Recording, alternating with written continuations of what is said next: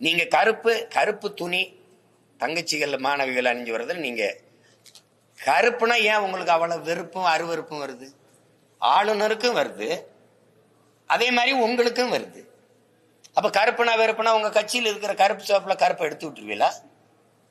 கேட்டா உயர் பாதுகாப்பு கருதி நாங்க எடுத்துட்டோம் அப்படின்னு. கருப்பு துணியில என்ன பாதுகாப்பு இருக்குது? கருப்பு துணினா அவ்வளவு அதுலதான் பாதுகாப்புக்கு பிரச்சனை எதுவும் இருக்கா? அப்ப பிளாக் கார்ட்ஸ் பூரா கருப்பு போட்டு வரான அவனால சட்டை கட்டுப்பா பாதுகாப்பு பிரச்சனைன்றீங்களா? கருப்புனா வெறுப்புனா முன்னாடி உட்காந்துருக்கணும் முடி கருப்பா இருக்கு எல்லாம் மொட்டையடிச்சுட்டு வான்னு சொல்லிடுவீங்களா? ஏன்னா உங்க அணுகுமுறை இதுல என்ன பகுத்தறிவு முற்போக்கு சீர்திருத்தம்லாம் இருக்குது? பொம்பளை பிள்ளைய நம்ம பிள்ளைய வந்து அவன் நீட்டு தேர்வு எழுதும்போது துப்பட்டா வெளியில எடு, தலைமுடியை விரிச்சு விடு, முழுக்கை போட்டா வெட்டி விடு, உள்ளாடைய கலட்டுன்னு அவன் கொடுமைப்படுத்தினதுக்கு இதுக்கு என்ன வேறுபாடு கண்டீர்கள்?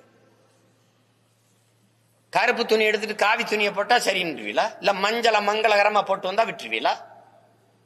மஞ்சள் துணி போட்டா மங்களகரமா இருக்குன்னு விட்டுருவீங்களா? எப்படி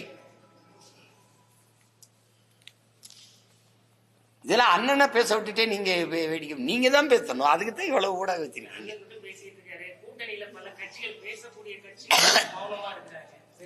நீங்களே பதிலையும் சொல்லிட்டீங்க. கூட்டணியில் இருக்கக்கூடிய கட்சிகள் ஐயா உங்களுக்கு தெரியாததா? கூட்டணின்னு போகும்போது கூட்டணிக்கு தலைமை ஏற்கிற தலைமையை அனுசரிக்க வேண்டிய அவசியம் இருக்குது. அதே யதார்த்த நடைமுறையில நீங்க பாக்குறீங்க. அவர் மன கஷ்டப்பட்டா நாளைக்கு நம்மளை வைப்பாரோ இல்லையோ, சீட்டு தருவாரோ இல்லையோ, 10 சீட்டு 8 ஆகுமா இல்லை 8 6 ஆகுமா, இந்த பஞ்சாயத்து இருக்கு. இப்ப எனக்கு இந்த பஞ்சாயத்து வந்துடக்கூடாதுன்னு தான் நீ போட்டா போடு, போலைன்னா போ, தோக்குறோம் ஜெயிக்கிறோம், தானியா நின்று செத்தாலும் சரி இப்படியே நின்று செத்துருவோம், ஒரு பிரச்சனை கிடையாதுன்னு நின்று சண்டை போடுறதுனால இவ்வளவே நான் போயிட்டு இருக்கிறேன். அவங்க பேசுனா ஒருவேளை இது என்ன ஆகுமோ ஏதாகுமோ, கூட்டணி தர்மம்னு ஒண்ணு வச்சிருக்காங்க. கர்மம் இருக்குல்ல, அதை தர்மம்னு ஆக்கி வச்சிருக்காங்க. அதனால சரி எங்க கூட்டணியில இருக்க எங்க அண்ணங்க எங்க ஐயாக்கள் எங்க ஆளுகள்லாம் பேசலைனாலும் அதுக்கு பதிலா அவங்க பின்னாடி வந்த தம்பி பேசிட்டு போறேன்னு நினைச்சிருங்க, அவ்வளவுதானே. அவங்க என்ன பேசணும்னு சொல்லுங்க, சேர்த்து நான் பேசிடுறேன். பேசுறது இப்ப நீங்க கூட்டணியை கலைச்சு விட பாக்குறீங்க. ஏதாவது ஏதோ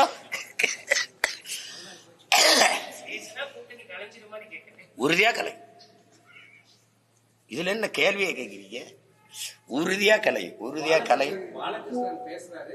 அடுத்த மேடை அதே மேடையிலேயே வந்து கட்சி பதவியோ ராஜினாமா பண்றதா சொல்லியிருக்காரு. ஆனா அதுக்கு முரசொலி பத்திரிகையில பெரிய கட்டணமும் எதிர்கட்சிகளுக்கு தீனி போடுற மாதிரி பேசுறாரு. அவர் என்னன்னா அவசர ஐயா கேட்டதுல இருக்கிற கேள்வியில நியாயத்தை நீங்க பாக்கணும். ஒரு பெண்ணுக்காக பெண்கள் போராடுவது, ஒரு பெண்ணுக்காக ஒரு தங்கைக்காக அன்னைகள் போராடுவதுங்கிறது இயல்பான மனநிலை உணர்வு உந்துதல் தான். அதை அனுமதிக்க வேண்டியது ஒரு அரசின் கடமை. அந்த முதல்வரோ அல்லது துணை முதல்வரோ ஒருத்தரோ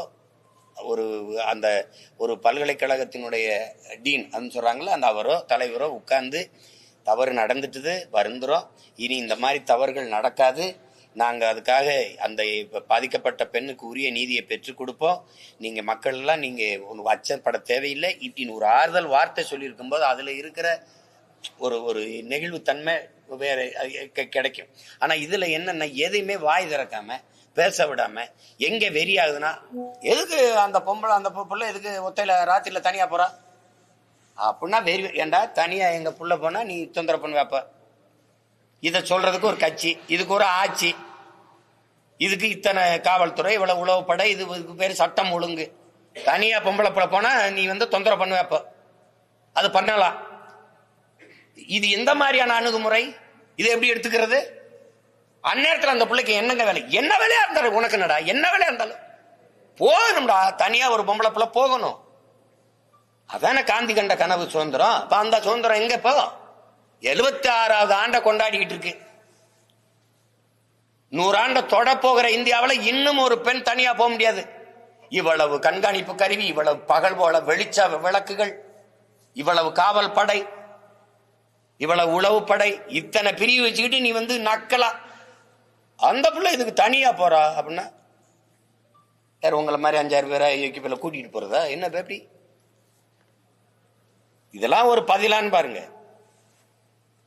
அதுலதான் இது சிக்கலா. இது அதுக்கு போராடவே வரவிடாம போராடவே கூடாதுங்கிறதுக்கு பேர் என்ன? அதை தான் அவர் கண்டிக்கிறார். ஒரு அவசர நிலை பிரகடனம் போல இருக்கு, அறிவிப்பு போல இருக்குதுன்னு சொல்றாரு. இப்ப உங்களுக்கு தான் அந்த பதில். அடுத்த நாள் அவர் பதவியில் இல்லை, வேற ஆள் இருக்காங்கன்னா இவரும் பேசினாருன்னா கட்சி கூட்டணியில் இருக்காது உறுப்பினர்கள். அந்த அவங்க பொறுப்பில் இருந்த காலங்களில் மக்களுக்கு சென்றடைந்த நன்மைகள், செயல் திட்டங்கள் ஏதாவது சொல்லுங்க. பல மாமன்ற உறுப்பினர்கள் எல்லாரும் புலம்புனதை நானே கேட்டிருக்கேன். அண்ணா 5 பைசா தர மாட்டேங்கிறாங்கண்ணே, அங்கே மின் விளக்கரி இல்லைன்னா, சாலை இல்லைன்னா, தண்ணி கிடைக்கலண்ணே, சனம் ஊருக்குள்ள விட மாட்டேமே அடிக்குதுண்ணே, நம்ம என்னென்ன பண்றது அப்படின்னு. இந்த நிலையில தான் இருக்குது. அதனாலதான் யாரும் நிதி இல்லை. இப்ப பொங்கல் படி இந்த பொங்கலுக்கு கொடுத்துருக்காங்கல்ல, அந்த பொங்கல் இது எவ்வளவு ரூபாய்க்கு கொடுத்துருக்காங்கன்னு நினைக்கிறேன். ஒரு குவார்டர் காசு கூட இல்லை. சிரிக்காதீங்க. என்கிட்ட வாங்கின குவார்டர் காசு இருக்குல்ல, எங்க அப்பா நான் சித்தப்பன்ட்ட வாங்கின குவார்டர் காசு கூட எங்க அக்காவுக்கு எங்க ஆத்தாளுக்கு கொடுக்கல. முன்னாடியாவது 1000 ரூபாய்க்கு கொடுத்தோம், 500 ரூபாய்க்கு கொடுத்தோன்னு வச்சு 103 ரூபா. என்ன 103 ரூபாய்க்கு கொடுத்துருவேன்? ஒரு வெள்ளை கட்டி கொடுப்பேன். இவ்வளவு ஒரு 10 ஒரு 5 சர்க்கரை. ரொம்ப அக்கறையில சர்க்கரை. இது மாதிரி இந்த சனத்தை கேவலப்படுத்திட முடியுமா? 100 ரூபாய்க்கு ஒரு வக்கற்று இந்த சனம் நிக்குது.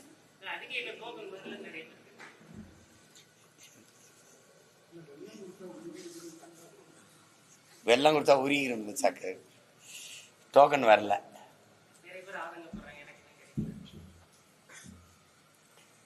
ரேஷன் அரிசியை ஏத்தி இறக்குனதுல 1900 கோடி இழப்பு வந்துருச்சுன்னு சொன்ன அரசு தானே இது.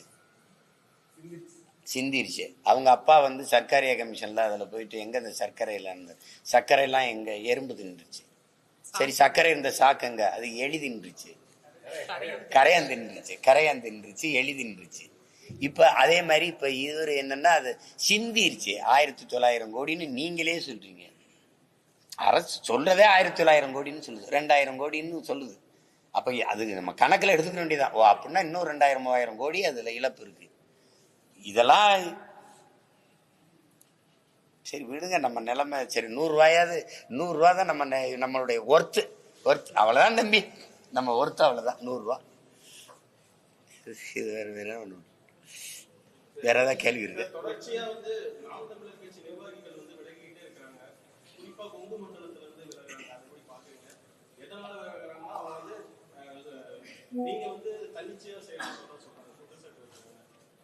தன்னிச்சையா தான் செயல்பட முடியும்.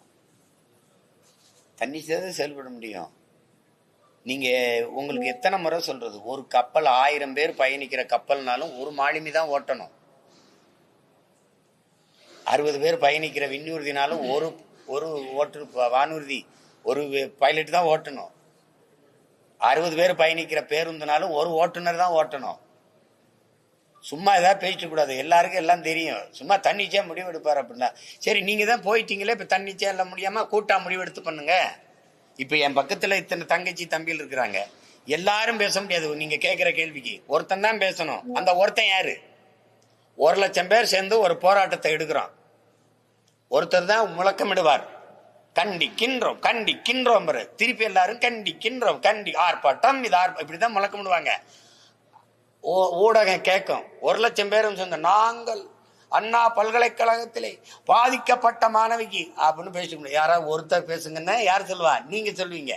அந்த ஒருத்தர் இங்க யாரு? கேள்விக்கு பதில் புரிஞ்சிருச்சுன்னு நினைக்கிறேன். அந்த ஒருத்தர் தான் இவர். இப்ப புரியுதா? இப்ப நீங்க போயிட்டீங்கல்ல, இப்ப நீங்க போய் இந்த தன்னிச்சை முடிவு இல்லாம எப்படி சொல்றது, கூட்டு இச்சையை சேர்ந்து கூட எடுங்க. உங்களை யாரு வேணான்னா? தம்பி, இந்த நாற்காலியில ஒரு காலையில 5 மணில இருந்து சாயந்தரம் 5 மணி வரை இருந்து பாருங்க தம்பி, அப்புறம் தான் தெரியும்.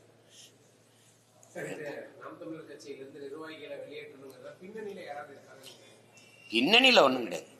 எனக்கு பின்னணியில ஒரே ஒருத்தர் தான், அது எங்க தலைவர் பிரபாகரன் தான். அதுக்கு பிறகு வேற பின்னணிலாம் கிடையாது கட்சியில. தம்பி, இங்க கோட்பாடு ஒண்ணுதான். இந்த கட்சியில் நான் இருக்கிறேன், கட்சிக்காக நான் இருக்கிறேன். இவன் தான் இந்த கட்சியில இருக்க முடியும். இந்த எண்ணம் கொண்ட தம்பி தங்கச்சிகள் தான் இங்க தளபதியா இருக்க முடியும். கட்சியே நான் தான் அப்படின்னு நினைக்கிறவங்க இங்க இடம் இல்ல. இப்ப வெளியில போயிருக்கிறவங்க எல்லாம் யாருன்னு தெரியுதா? கட்சியே நான் தான், அவங்கதான் வெளியில போயிட்டாங்க. இந்த கட்சியில் நான் இருக்கிறேன், கட்சிக்காக இருக்கிறேன். எனக்கு என் லட்சியம் வெல்லணும், அதுக்கு என் கட்சி வெல்லணும்னு இருக்கிறான் பாருங்க, அவன் புறம் இருக்கான். இவங்களை வச்சுதான் படை நடத்த முடியும். இது என் கட்சி இல்ல தம்பி, என் இனத்தின் கட்சி. இது நான் இல்லைன்னாலும் நடக்கும். இது தமிழ்நாட்டு மக்களின் கட்சி. இப்ப நீங்களே எத்தனை பிரச்சனைகளை எழுப்பி கேட்கிறீங்க என்ற கேள்வி, அத்தனை பிரச்சனைகளுக்குமான தீர்வுக்கான கட்சி, அதுக்கு தீர்வு தேடுறதுக்கான கட்சி. அதை பிடிச்சிட்டு இது யாரோ ஒருத்தர் செய்யறது இது இல்லை. நான் விட்டுட்டு போனா கூட இந்த கட்சி நிக்காது. இதை தொடங்கினவர் விட்டுட்டு தானே போயிட்டாரு.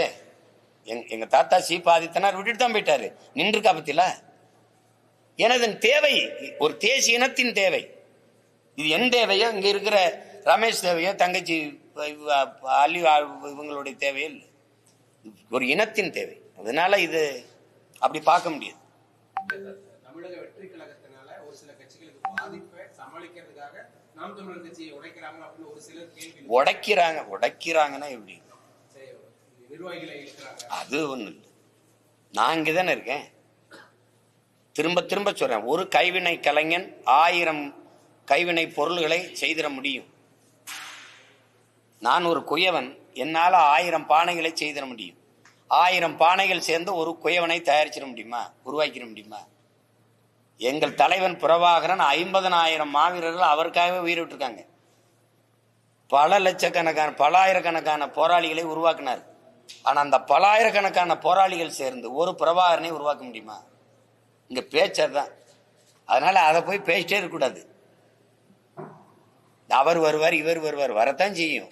நீங்க உங்களுடைய தத்துவத்தை, உங்களுடைய கோட்பாட்டை நம்பி, உங்களுடைய கடுமையான உழைப்பை நம்பி, நீங்க யாருக்காக உழைக்கிறீர்களோ அந்த மக்களை முழுமையான நம்பி, திருப்ப அண்ணல் அம்பேத்கர் தான் சொல்றாரு, நீ எந்த நோக்கத்தை கொண்டிருக்கிறியோ அதுல அசைக்க முடியாத நம்பிக்கை கொண்டு, அழுத்தமான நம்பிக்கை கொண்டுருன்றது. நீ யாரோ ஒருத்தனுக்கு வேலை செய்யறேன்னு நினைக்காத, நீ பிறந்த பெருமை மிக்க இனத்திற்காக சமூகத்திற்காக உழைக்கிறோம்ங்கிற பெருமிதமும் திமிரும் கொண்டு நில்லுங்கிறார். அப்படி நிக்கிறவன் தான் நானா, அப்படி நிக்கிறவங்க தான் என் கூட நிக்கிறவங்க. கட்சிக்கு பயன்படுகிறவன், கட்சியை பயன்படுத்திக்கிறவன், 2 விதம் இருக்கு. இப்ப கட்சிக்காக பயன்படுகிறவன் நிப்பான், கட்சியை பயன்படுத்திக்கிறவன் காலம் அடையாளம் காட்டும் தள்ளி போயிடுவான். இவ்வளவுதான் இங்க நடக்குது. அதை போட்டு பேசிட்டு வேண்டியது இல்ல, அது நேர விரயம்.